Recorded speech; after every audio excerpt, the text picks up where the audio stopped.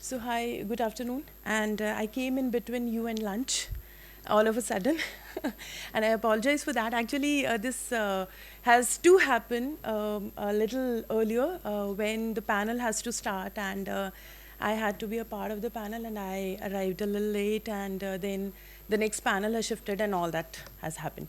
So I'll briefly introduce and I won't take much time, around 7 to 10 minutes, to just talk about what we are doing in agriculture and how the AI spectrum in agriculture is working in the whole NARI system, and what are the different kinds of opportunities that are being explored by the startups in AI and agriculture sector with the help of Pusa Krishi.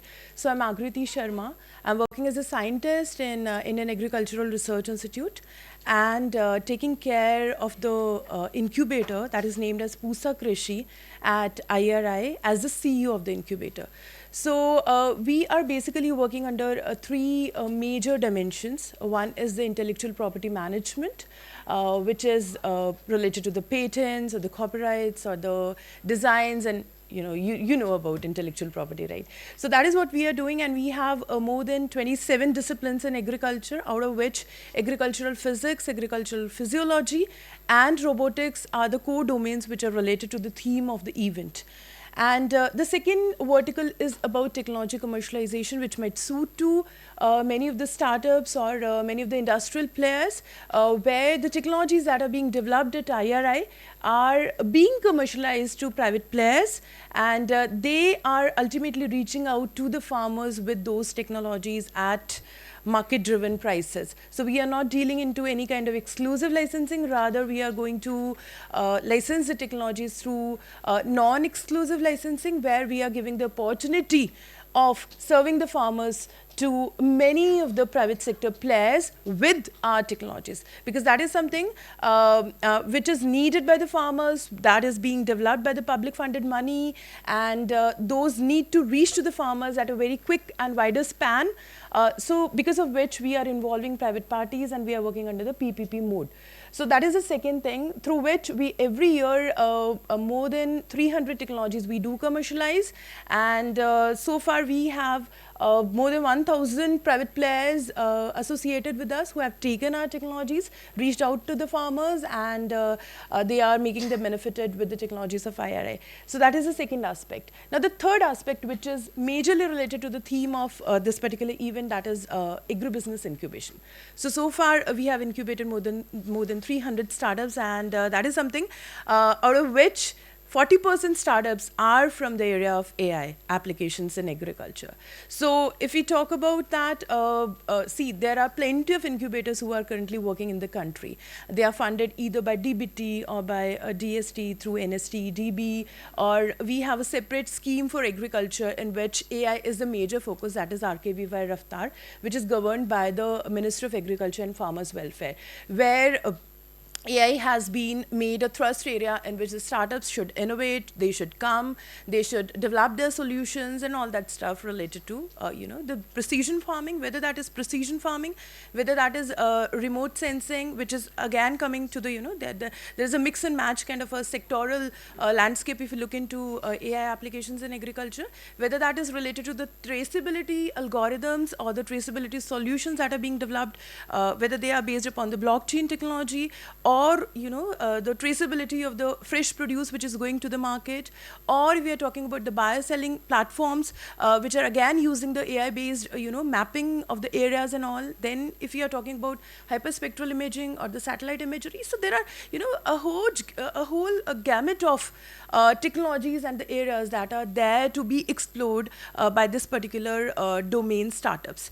So under RKY Raftar and under other programs of ours, the very core 3 points I'll highlight that are being taken care of by Pusa Krishi. That is the technology refinement and validation at the very first stage. So say for example, so I just interacted with one of my startups who was sitting over here. She's into the area mapping for different kinds of crops in a particular area. So she wants to understand through the satellite imaging and the sensor based data that how come the different crops are having different kinds of heat levels at the field stage, and then with that mapping some prediction models she wants to develop. That is what she wants to do. She came to us very at a very nascent stage, I should say, and then because IRI has the capacity or the capability from the scientist's perspective that we can train her, or we can help her out in developing those algorithms and developing either right from the beginning mapping the area which is under that particular crop and all that stuff we can do. And we have various data points also for that. But agriculture is actually not a subject where one kind of an algorithm can be used for another crop or another area, right? For everywhere, the whole region is different, the whole cropping system is different, even the varieties are different, the diseases are different, so many things are there which are making a variation into the solution that we are developing from the AI perspective. So we have helped her map that particular geography, the crop and the heat maps she made, and then later on we helped her to cater to different kinds of the agencies which are providing the satellite based data. And then after the whole algorithm she made with our help, and that has been trained, and now that is being deployed. So this is one example of satellite imagery and remote sensing that we are doing. But secondly, if we talk about disease prediction, there again, if the startup wants to do the disease prediction for tomato crop, and there'll be one disease which is happening for a particular, if we are going to call that as an outbreak, so that is something which needs heavy data points in lakhs. So people over here are actually belonging to this particular domain. So those data points would come from where? Who will provide that? That is something where the role of the incubator comes into play. We have had images of several years for that particular outbreak in tomato variety, for example, right? Then we have the data points from several years on different varieties of tomato with that particular disease outbreak. So that is the data that we have at IRI that we provide to our startups, and at the same time we run the experiments with them to capture the data points to train the algorithm. So those are the supports which are required from the incubator side, and IRI does that for the startups, which is actually coming into the category of technology refinement and technology validation. Second thing is about the gestation period of the startups. The startups who are working in this predictive modeling kind of a thing, the gestation period is really long, more than even 4 to 5 years. The startups who came to me in 2016, they are now deploying their product, complete product, the MVP, I should say. So that gestation period can be, lesser down when a technology based institution is involved, where they can provide you the support with all kinds of, the technical inputs, the data points, and other things which are required to train the model or predict a particular disease or any kind of predictive model if you are talking about. So that is the second stage where we do provide the support to them. Now third is about the funding. The startups who are having a long gestation period, they will be having a longer depth or a more deep kind of a valley of death in their journey. So there, who is going to support with the funds which are required to cross that valley? That was discussed in the previous panel also. So there comes in the government grant in its support to develop the prototypes or to develop the model specifically, because the private investor is not going to pitch into at that time.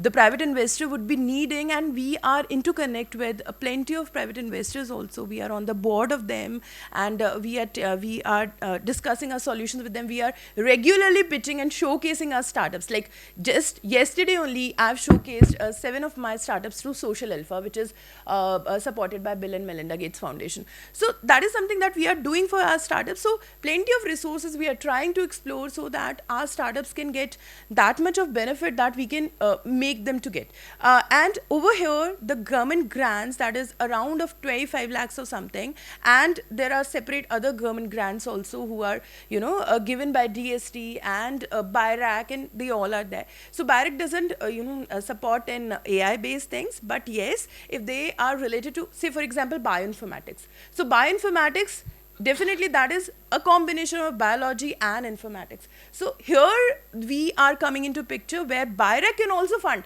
the AI based company if that is related to bioinformatics. So that kind of opportunity, exhaustion, that is what is being done by the incubators, and that is what the strength of Pusa Krishi that we are doing at IRI. So whomsoever wants to connect with Pusa Krishi, and we are running 10 programs in a year. They are different. They are at different stages of startups, right from the beginning idea stage till the acceleration phase, because no two startups at different stages require the same understanding of the market, require the same kind of mentoring.